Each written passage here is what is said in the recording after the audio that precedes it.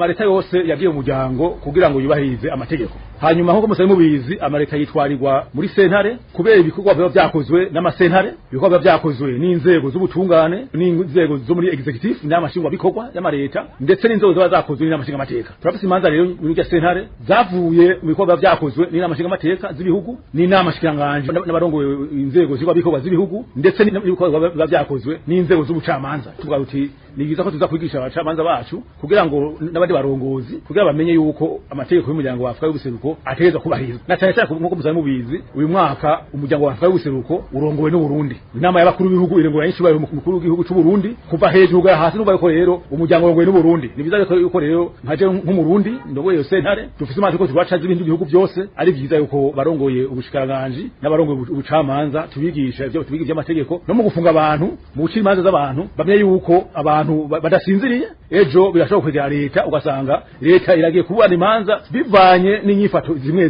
z'inzego z'igihugu. Guhinyanyura amategeko ni ngombwa kuko deja itegeko rigenga umuryango rirasaba ko ibihugu byose bihinyanyura amategeko yavyo kugira ngo yisunge itegeko rigenga umuryango. Ko mu gihe cyose habaye kutumvikana kwa amategeko itegeko ry'umuryango niryo ricari kurikora. Nico twaye tuvuga uti mu gihe hariho itegeko ry'igihugu ritajanye n'itegeko ry'umuryango amareta turasaba yuko atahindura iryo tegeko ry'igihugu kugira rijane n'itegeko rigenga umuryango. Ko mu gihe cyose habaye ukutumvikana cyangwa ihushana hagati y'itegeko ry'igihugu n'itegeko ry'umuryango iyo tegeko ry'igihugu riba yikora. Tubarora yuko amategeko nyimba hari kandi twashobora ko hari bayahinyanyura ariko twazi yuko bariko barabikora.